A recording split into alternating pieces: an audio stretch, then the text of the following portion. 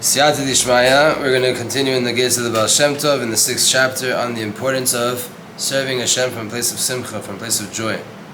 The Degel Machanei Ephraim says, Degel Machanei Ephraim was the grandson of the Baal Shem Tov.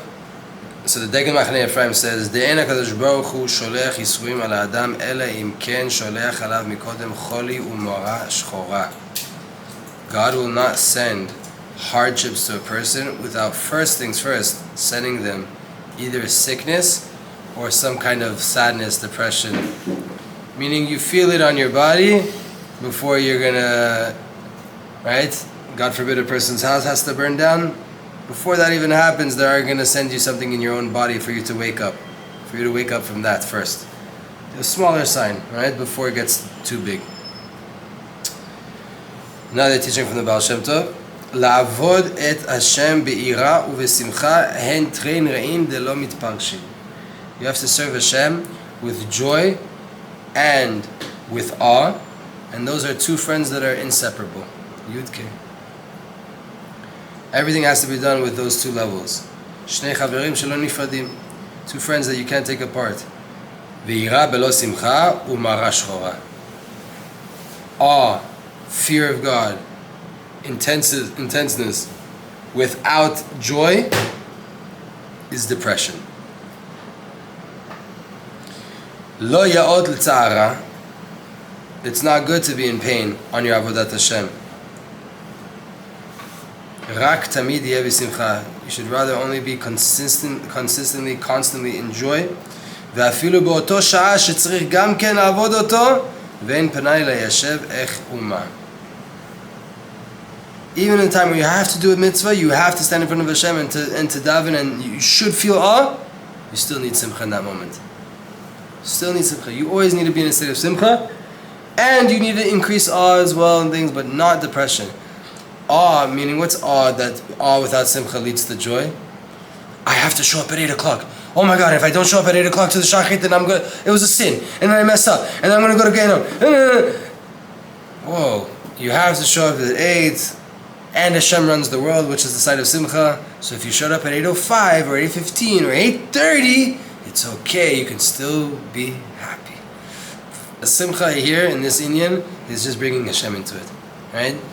But so too it goes on the other side, where ira becomes bringing Hashem into it. You go to a farbrengen, you go to a wedding, you're in a shul Torah. It's not a time to be joking around, making mockery. You need to be happy, but bring God into the learning, bring God into the wedding, bring God into the farbrengen. That then the awe side becomes the God into it, right? In a setting where you're naturally meant to be b'simcha, don't forget God. Meaning ira, see God.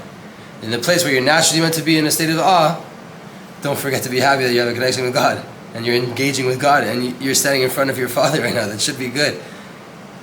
It's a balance that we need. That's why the Baal Shem Tov is telling us these are two inseparable friends. You can never move forward in life without having both. We're mourning right now in the 3 weeks for the temple. Okay, but can you be happy in the fact that you have at least a little bit of Hashem in your life? Then you get to Simchat Torah and you're dancing with the Torah. Can we remember that you're holding a Sefer Torah, which is the Ratzon of Hashem, and it's not a toy that you be throwing around? It's a balance always, right? We always need this in life. We need these two things together. And not only that, the Zohar says that any mitzvah that wasn't done with Ahava and Ira didn't really go up to the heavens. That's why the Sha'ar HaYichud is specifically on that point. Both sides. Right? Reverence and love and reverence. Both of them together. You need both sides. Another teaching.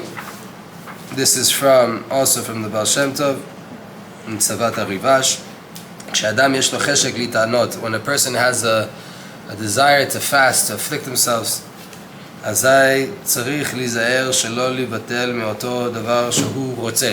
have to make sure that you shouldn't nullify yourself from the same thing that you want.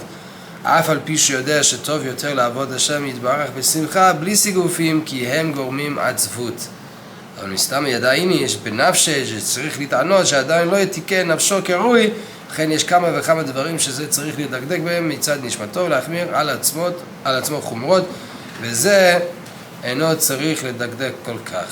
What are we saying here? I'm say it outside of the book. Sometimes, we've said this before also in this book, earlier, on the idea that the Baal Shem Tov wanted us to serve Hashem out of noam, out of pleasantness, and not out of a place of fear and restrictions and hardships and afflictions on the body. But let's say, right, the Baal Shem Tov, again, like we said, is against fasting, but as a Kabbalist like he was, and as a Rav like he is, and as a Jew like he is, you can't tell a person not to fast outright. It's not the way we should be connecting to God, but it's still a very valid practice that we have in Judaism for purity and for sanctity and for coming closer to Hashem and for doing tshuva.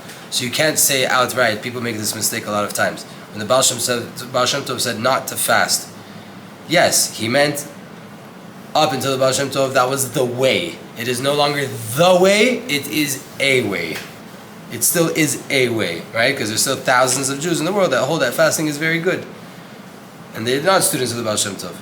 So us that we are students of the Baal Shem Tov, we have to understand that even here, a proof from the Baal Shem Tov, that people could still take upon themselves. For example, a person feels that they have a certain level of judgment on them, a certain level of deen, or they want to do tshuva, and they decide, I think I need a fast. They feel, they have a calling, I need to fast today. Or take another thing, I'm not going to eat meat for a week. That's also that's a form of fasting, right? I'm not going to finish the last bite of my shawarma every time I get it. That's also a form of fasting. So a person wants to afflict themselves physically in order to ascend spiritually. If a person made that decision, even though the Baal Shem Tov tells you not to go with stringencies in fasting, if you made that decision, don't nullify it. Because if you nullify it, you're now opening up a gate for a lot of depression and sadness to come in. Why? Because you felt, I need to fast in order to help myself ascend. You took it upon yourself, and now you want to go against it. You're going to cause more confusion, more place for the Yetzirah to come in. And you know it's better to serve Hashem from Simcha without Sigufim. Because Sigufim, afflictions, can cause depression. But it must be that you knew that you needed to do this right now. You knew you needed this fast in order to rectify your soul. And there's some things that I need and my friend can't look at. Don't look at him and say, he fasted, so I need to fast now. Or he's like this, so I need to be like that. No, not everything's always connected. Sometimes it's not, right? That's not your inyan. We have to always be working on joy. We also have to know that there's a balance. And sometimes these things that we take upon ourselves are a little bit more intense. And even they need to be done in a state of joy.